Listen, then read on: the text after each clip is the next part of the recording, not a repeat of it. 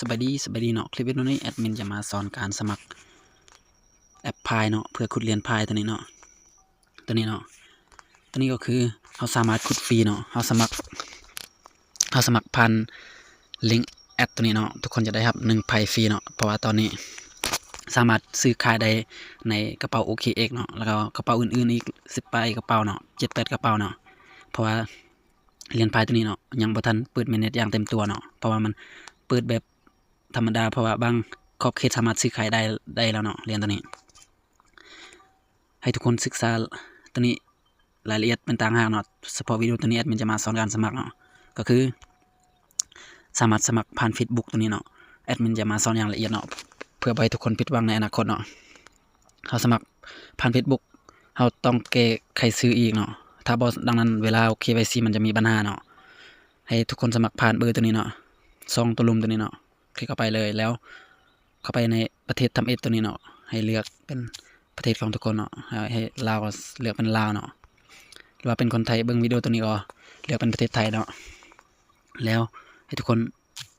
เขียนเบอร์ของทุกคนวางใส่เนาะให้ถูกเนาะให้กดส่งเลย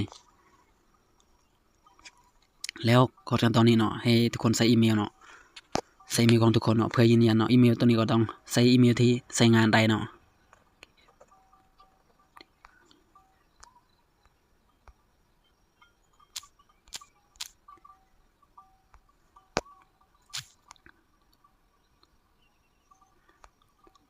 ปอนตัวนี้เนาะ2ตัวลุมก็ใส่คือกันเนาะตัวนี้มันจะเด้งมาขึ้นเองถ้าของผู้ใดบ่เด้งให้เขียนคือ2ตัวเทิงเนาะใส่นี่เนาะแล้วกดต่อไปเลยกดต่อไปเนาะฮอดขั้นตอนนี้เนาะให้ทุกคนใส่รหัสผ่านเนาะใส่รหัสผ่านทุกคนต้องจื้อเนาะรหัสผ่านตัวนี้เพื่อเข้าสู่ระบบเนาะต้องจื้อเบอร์แล้วก็รหัสผ่านตัวนี้ก็คือแอดมินว่าเมื่อกี้เนาะรหัสผ่านตัวนี้เราต้องจื้อเบอร์เราต้องจื้อเนาะเพราะว่าบางคนใส่หลายเบอร์จะบ่จื้อเนาะจดไว้ดีๆเนาะรหัสก็คือรหัสตัวนี้ต้องมี8ตัวขึ้นไปเนาะมีตัวเล็กอย่างน้อย1ตัวอักษรพิมพ์ใหญ่และพิมพ์น้อยเนาะให้ทุกคนสร้างเพื่อความปลอดภัยเนาะ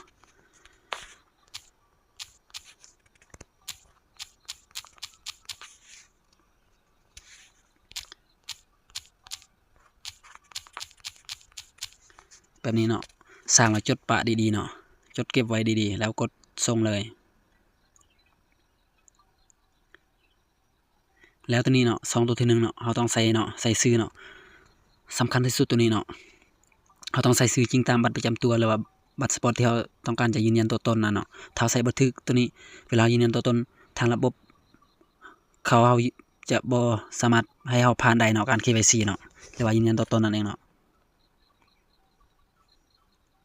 ก็คือต้องใส่ชื่อจริงเนาะนามสกุลจริงเนาะถ้าเขาจะเอาบัตรประจำตัวใส่เราต้องใส่ตามบัตรประจำตัวเนาะเขาใส่บัตรสปอร์ตเราต้องใส่เป็นภาษาอังกฤษตามบัตรสปอร์ตของเราเนาะใส่ชื่อเลย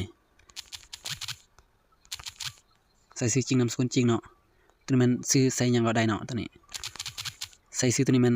2ตัวที่3นี่เพื่อเอาแนะนำหมู่คู่เนาะหรือว่าใส่เนาะได้ก็ได้เนาะใส่ภาษาอังกฤษ3ตัวเลยก็ได้เนาะแล้วกดส่งเลยแล้วขั้นตอนตัวนี้เนาะรัดเสื้อในทุกคนใส่รหัสตัวนี้เนาะแล้วใส่รหัสตัวนี้จะได้1เหรียญฟรีเนาะตัวนี้เนาะให้ทุกคนใส่รหัสตัวนี้เนาะ x h v g g n d e g h ตัวนี้เนาะให้ทุกคนใส่รหัสซึ่งตัวนี้ทุกคนจะได้1เหรียญไพ่เนาะ1ไพ่ฟรีเนาะแล้วกดส่งเลยแล้วกดเริ่มกันเลยแบบนี้เนาะถ้าสำเร็จการสมัครเนาะให้กดขุดเลยตัวนี้เพื่อขุดเนาะตัวนี้มันเอาไปยืนยันอีเมลมันอย่างต่างๆเนาะถ้าสำเร็จที่เราสมัครตัวนี้เนาะกดต่อไปเรื่อยๆเนาะถ้าสำเร็จเนาะเราจะได้1เหรียญตัวนี้เนาะ1เหรียญไพ่ในอนาคตบางทีจะอาจมูลค่ามันจะแตะ3149เนาะ3149 159เนาะประมาณเนาะ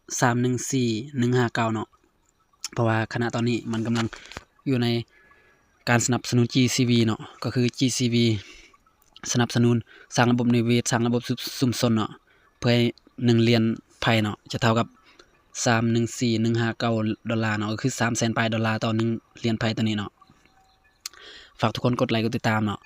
แล้วกดสมัครตอนนี้เนาะเพื่ออนาคตเนาะก็คือกับ Bitcoin เหรียญตัวนี้เนาะอนาคตอาจจะเป็น Bitcoin ได้เนาะผู้ใดที่พลาด Bitcoin สามารถขุดเหรียญตัวนี้เก็บไว้เนาะเพื่อบ่ผิดหวังในอนาคตเนาะก็คือ Bitcoin ช่วง2009-2010เนาะมันจะมีเพียงแต่ว่า$1 $2เนาะปัจจุบันนี้แตะฮอด$100,000เนาะ$80,000 $90,000เนาะถ้าบ่ได้ถือ Bitcoin ช่วงนี้ถือว่าบ่ผิดหวังเนาะ